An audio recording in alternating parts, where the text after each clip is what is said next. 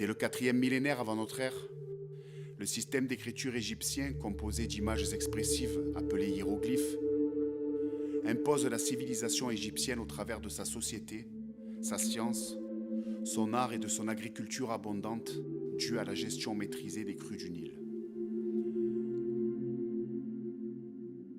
Mais parmi tous ces hiéroglyphes, qui représentent des objets, des moments de vie quotidienne ou des divinités, un seul reste abstrait, l'Ankh.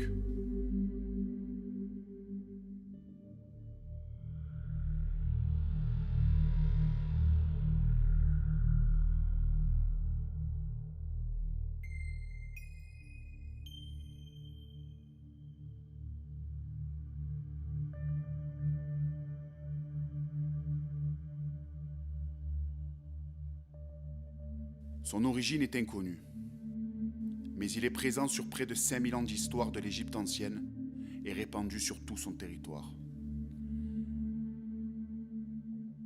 Il est notamment représenté dans des tombes, des temples, des stèles, des statues et des frises au travers de hiéroglyphes et de sculptures plus magistrales les unes que les autres.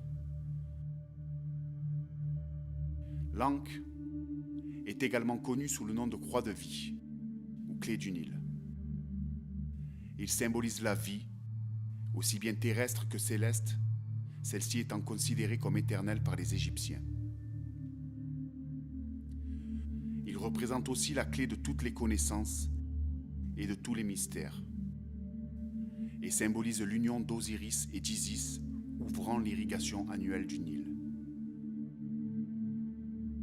Souvent représenté entre les mains de divinités, comme les déesses Isis, Mat et Sekhmet, ou le dieu du soleil Atum, il pourrait être l'instrument par lequel ils insufflent la vie, étant très souvent représenté en direction de la bouche ou du nez de Pharaon, lorsqu'il n'est pas simplement porté par la anse.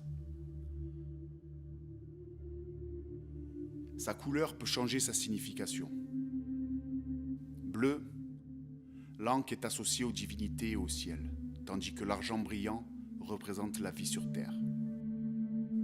De couleur or ou jaune, il est lié au sud, verte au Nil et au nord. Et en argent oxydé, il évoque l'ouest et le monde des morts. Lorsqu'il n'est pas entre les mains des dieux, seul Pharaon, et à quelques exceptions la reine, le porte mais ne l'utilise pas, renforçant ainsi l'idée que l'Ankh serait l'instrument des dieux.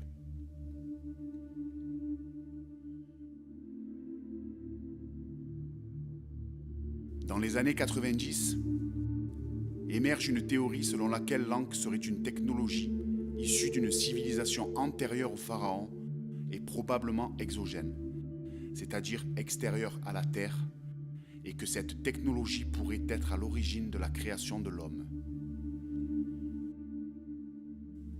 Une autre théorie veut que lorsqu'il est accompagné des symboles du pilier Djed, tout aussi abstrait et mystérieux, et de celui du sceptre, des techniques d'électromagnétisme pourraient transparaître au travers de l'Ankh et pourraient l'assimiler à une technologie de communication avancée.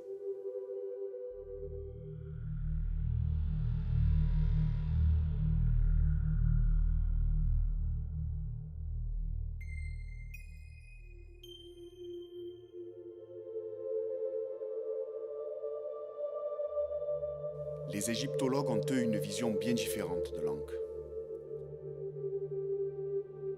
Outre la dimension symbolique et spirituelle, nombre d'entre eux y voient la représentation d'objets bien plus terre-à-terre. Victor Lauré, égyptologue du XIXe siècle, pensait que l'Ankh était un miroir, avant de reconnaître son erreur devant le grand nombre de représentations où l'Ankh était porté par la anse.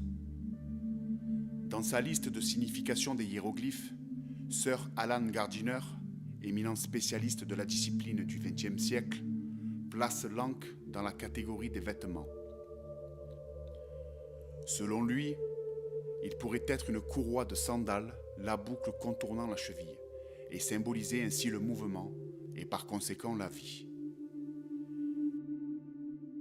En 2014, l'égyptologue américain James Peter Allen, spécialiste de la langue égyptienne de l'Ancien Empire, affirme lui aussi, dans son livre introductif, que l'ankh symbolise une courroie de sandales.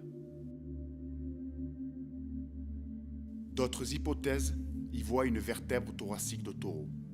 En effet, l'alliance ankh, djed et sceptre représenterait l'anatomie du bovin. N'hésitez pas à nous laisser un commentaire pour nous dire quelle est selon vous la théorie la plus plausible ou tout simplement celle que vous préférez.